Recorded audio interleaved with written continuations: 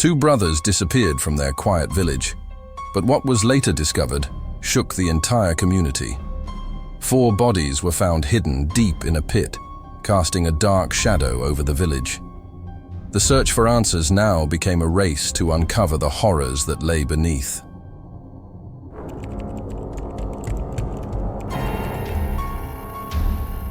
On April 27, 2010, a group of construction workers in Xinghua village, located in China's Heilongjiang, were on their break and at the canteen for lunch.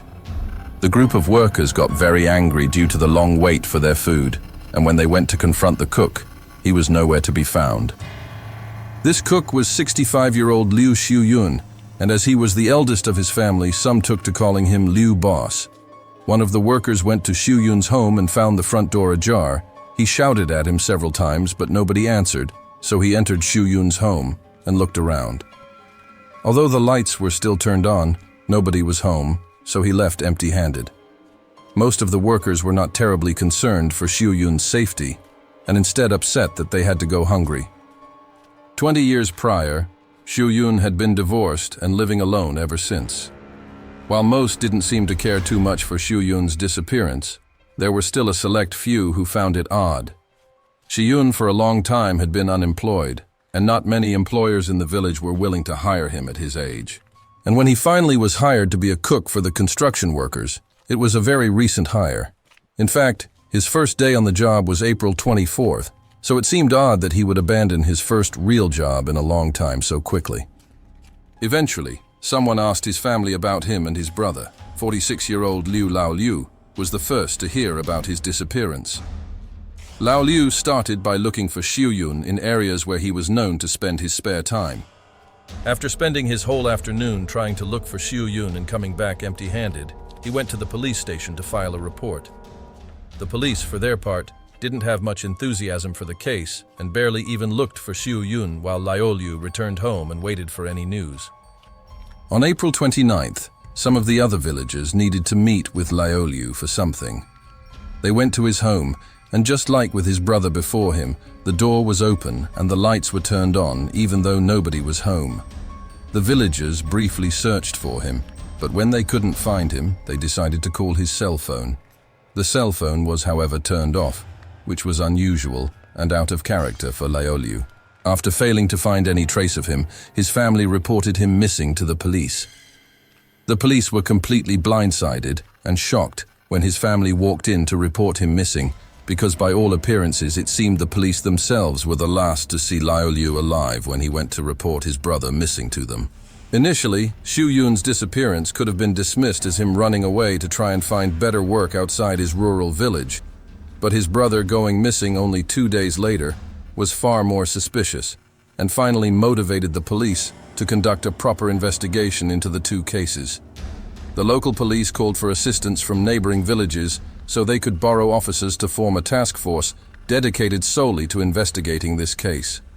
On May 7th, that task force was formed. Now, as mentioned above, Xiuyun had been living alone for 20 years and rarely had any contact with those outside his family. Laoliu was a different story. He was much more involved in the community as a farmer and working a few other odd jobs and side businesses, earning him many friends in the village. Since Laoliu had more of a social life and owned a cell phone which he frequently used, Xiuyun was again mostly the secondary focus, since police believed there would be a higher chance of tracking down Laoliu and that the 2 cases were likely connected anyway. The police obtained Laoliu's cell phone records and bills, which showed him calling many people until the day of his disappearance when the calls suddenly stopped. Based on this, the police believed that Laoliu likely didn't intend to be away for long, and that whatever caused his disappearance happened suddenly. After going through his phone records, the police took particular interest in one particular number in his contacts. This number Laoliu had called twice. Those 2 calls were made on April 29th, the day he went missing. That number was traced to 40-year-old Su Hong, the local doctor and the owner and operator of the village's medical clinic. Despite being married, Hong's marriage was not a happy one, so 9 years prior she moved back into her old, now deceased parents' home and had been living there alone, except for the weekdays where she lived with her 4 children, 3 of them adopted. The police went to question her at her home. Hong told the police that she once borrowed 5,000 yuan from Xu Yun in 2009 and another 10,000 from Lao Liu in order to fund treatment for her children who had fallen ill in 2009. But according to Hong, she had already paid the brothers back. Upon questioning the other villagers, they confirmed that Hong did indeed borrow money from them, but all attested to Hong's good character. When Hong was asked to explain the calls, she said she called him in order to ask him to come over so she could return the money, and after he left, she never saw him again. The police conducted a search effort next, attempting to find any bodies or something that would be out of place in the small village, such as strangers or vehicles not belonging to anyone. Both of these efforts came up empty-handed. The next 3 days of the investigation were largely fruitless until a new lead suddenly came to the police. On May 10th, Lao Liu's sister was sent a text message from her brother. The message read as follows: "Let me be honest with you. I accidentally killed Big Brother. I said I was going to Shandong to find his son, and he got anxious, not letting us approach his son. Why is he like this? At that time, I had been drinking and got into it with him. He got up, so I pushed him, probably too hard. He didn't stand steady, and his head hit the door frame. When I checked, he had no pulse. I was scared, so I took care of Big Brother by moving the motorcycle. I was afraid of getting caught, so I left." The police then raided both of the brothers' respective homes for evidence, putting much emphasis on the search of Lao Liu's property. Since the text message stated that Lao Liu pushed Xu Yun and he hit his head against the door frame, that is where police and forensics concentrated their search. The police saw no signs of a struggle. Xu Yun's fingerprints couldn't be found, and luminol tests revealed no blood on the door frame. A search of the home itself also led to the police finding 3,000 yuan just lying around, which would have made no sense if Lao Liu was fleeing and going on the run. By all accounts, it would appear that Lao Liu didn't send that text, and that this story was made up. Upon further examination of the text message, this seemed even more likely. Lao Liu was not properly educated, made many typos, and didn't even know how to use punctuation marks. A stark contrast to this perfectly written text message with proper use of punctuation marks. After both the police and his family caught on to this, they decided to call his number only for no one to answer, as the phone was yet again turned off. The police further checked the phone, and it made no calls, with its only use between April 30th and May 10th being to send that text message. Throughout the week, the phone would be turned back on and send the same text message 10 times to various different people, mostly his family members. This message did not add any real new insight and simply said, "I killed Big Brother. I feel awful. I can never come back again. I did it myself. It's unrelated to anyone else. I'm leaving. Take care of yourselves." Since these exonerating texts, including one in which Lao Liu admitted to acting alone, came out not long after the police investigated Hong as their first suspect, the oddly convenient timing led to them once again investigating her. They were even more suspicious after one of Lao Liu's other brothers told police that he had drunkenly told him that, "If I die, it will be Su Hong who kills me." On May 19th, the police returned to Hong's home to question her further. Hong had answered the police's questions calmly and matter-of-factly. When the police asked if she owned a cellar, however, Hong reacted a bit more panicked and denied owning a cellar. The police were skeptical of this, since in Heilongjiang, almost every household owned a cellar to store food and vegetables over the winter, as Heilongjiang is one of China's most northernmost provinces. When the police began searching Hong's yard, sure enough, they did find a cellar entrance hidden under a pile of weeds. As soon as the police opened the entrance, they were instantly hit by a foul stench, which made them know they were at the right place. The cellar had clearly been disused for a long while, and inside the police, even without entering the police, could see many empty plastic bags, clothing, and human feces. Once Hong saw what they were doing, she became even more panicked and hastily ran over, attempting to block the police from investigating the cellar. The police mostly ignored her attempts and picked up a nearby rake from the ground to dig and poke away at the cellar from the outside. In so doing, they found 2 blue and green sheets that appeared to be brand new. The stench as well as the rotten feces meant that the police, when descending down into the cellar, had to wear gas masks. As the police suspected, those 2 sheets indeed held corpses inside, which the police brought to the surface. The police opened the 2 sheets, and while they had been heavily decomposed, they were still able to recognize them as Xu Yun and Lao Liu. Hong was swiftly arrested, and the news quickly spread to everyone in the village, who were in disbelief that Hong was the culprit, with many straight up refusing to believe it. According to the initial forensic examination, the 2 brothers had died of strangulation. After being interrogated, Hong confessed to the murders. Since she had recently borrowed money from Xu Yun and later Lao Liu, the 2 often used paying off her debt as an excuse to visit her at her home and even clinic. And tragically, they also used this opportunity to sexually assault Hong and have her perform sexual favors in lieu of paying off her debt. As one may expect, Hong was miserable and saddened by this treatment and desperately sought a way out. She told police that life was worse day by day. On April 22nd, Xu Yun had apparently, according to some reports, fallen in love with a woman outside the village and was even going to marry her. So in preparation, Xu Yun decided to stop sexually assaulting and raping Hong under the condition that she pay her entire debt with interest.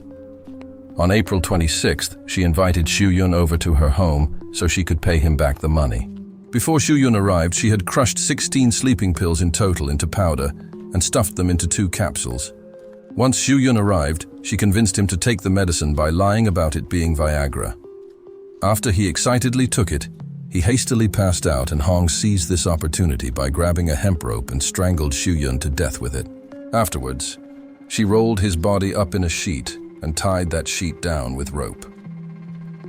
3 days later, she used the same method to call Lao Liu, lure him into his home, and kill him in the same manner. Hong finished by disposing of both the brothers' bodies in the family cellar. Hong had confessed. The police saw nothing wrong with her confession, and the brothers' bodies had been found. Only the case wasn't over. The police felt something was odd, as the brothers had both died relatively recently. But that cellar was still rancid and filled with human feces, so they thought something else was hidden down there. They were right to think so, as the officers still searching the cellar to clear it out and possibly find any more evidence, such as the murder weapon. But they instead found a completely different human skeleton, fully skeletonized with no flesh or skin remaining.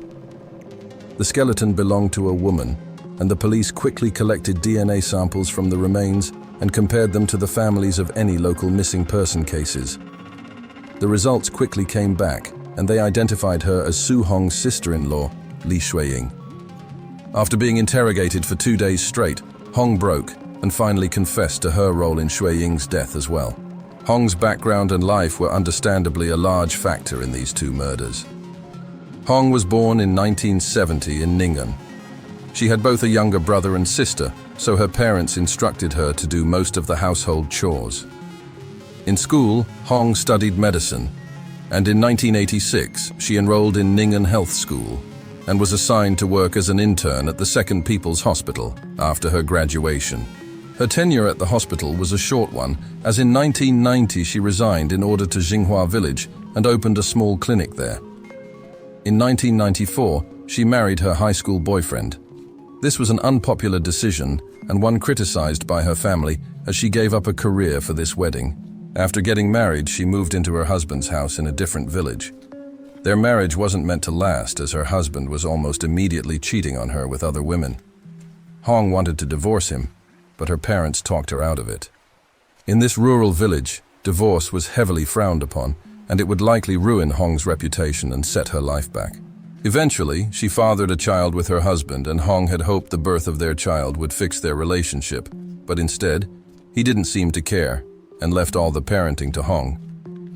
Eventually, when Hong's daughter was 9 months old, her husband left the village to go to work in the south of China. As he was the main provider and was now on practically the complete opposite side of China, Hong was left without a source of income, so she took her daughter and returned to Xinghua Village, where she reopened her clinic upon her arrival. Hong's life didn't get any easier back home, since her siblings also left to go work in the south, meaning that Hong had to care for her parents, her nieces and nephews, her own daughter, and run the village's clinic at the same time. The clinic was not enough to provide for this many people, so eventually she was forced to use a tractor, work on the farm, and do all the work normally delegated to the men of the village. In 2001, Hong learnt from others that while working in southern China, her husband had started another affair with a local woman, moved in with her, and even got her pregnant. This was the final straw for Hong, who divorced her husband and began to fully settle into her home in the village. In February of 2003, Hong's sister had returned home and sought out Hong and confided with her. It was here when she confessed to another unknown murder. Her sister was married to Yan Bingtao and told her that she wanted to divorce Bingtao. The two had recently gotten into an argument over something trivial, and Bingtao had escalated the argument by hitting and attacking her, with her rushing over to Hong's home not long after the beating. That next morning, Bingtao had been roaming the village looking for her, and later found himself at Hong's home. Hong had her sister hide while she attempted to convince Bingtao to leave. After he refused to leave, an altercation broke out in this argument. Bingtao threatened to harm his and his wife's children if Hong didn't return her to him. Seeing him on the ground made Hong decide to rid the village of him completely, so she picked up a beer bottle and hit Bingtao across the temple with it. Bingtao began to bleed heavily and writhed, struggled and twitched on the ground for 10 minutes before falling completely motionless. Even if most would have been offering Bingtao their sympathies, taking a life was still a heavily shocking and stressful event. She quickly called her father to tell her what happened, and he arrived not long after. Her father didn't blame Hong and assured her that he would take care of the rest. Hong watched as her father dragged his body toward a nearby tractor and poured gasoline over it. He then covered the body with a pile of weeds and lit it. Hong didn't see what happened next. To finish off the murder, Hong used Bingtao's mobile phone to send a text message to his family, explaining that he had left to go work in the south and would not be returning until he made enough money. This convinced his family so much that even in the 7 years between his murder and Hong's confession, nobody even reported him missing. In November of 2005, Xueying returned to the village after working in Ningbo in the Zhejiang province. The reunion started off poorly, since Xueying started off by asking to borrow 10,000 yuan from Hong and got angry when she refused. Later that day, Hong heard from her mother that Xueying was having an affair which was smearing the family name. The cheating in particular angered Hong greatly. She decided to act upon this anger once Xueying went to sleep in her home. Hong got a piece of hemp rope and strangled Xueying before disposing of her body in the cellar. Afterwards, wrote a fake letter and snuck it into Xueying's family home. The letter stated that she had left the village for work with someone else and not to look for her. Her affair was common knowledge and the talk of the town, so nobody was suspicious or even looked for her. To better hide the bodies and smell, she would use the cellar to dispose of any garbage, dumping it in there, and later shoveling up feces and dumping it in the cellar too. Hong's mother passed away in 2006 and her father in 2008, with his death resulting in the location of Bingtao's remains being forever unknown. Hong likely would have never been caught if not for the Liu brothers actually having their disappearance properly investigated. Once the full story went public and was talked about on the news across China, many felt immense sympathy for Hong and were hoping she would get a lenient sentence, if any sentence at all. Hong, on the other hand, appeared to actually want the death penalty, telling the media that she would rather die than walk free and have everyone look at her and know what she did. The only thing she wondered was, why do men always treat me like this? In January of 2011, Hong's prosecution began, and she was quickly found guilty. Hong made no attempt to defend herself, confessed to her crimes, and went out of her way to express no remorse, urging the court to sentence her to death as soon as possible. The only thing Hong was concerned about was what would happen to her children afterwards. The Mudanjiang City Court of Heilongjiang Province granted Hong her wish and sentenced her to death. On February 10, 2012, Su Hong was executed,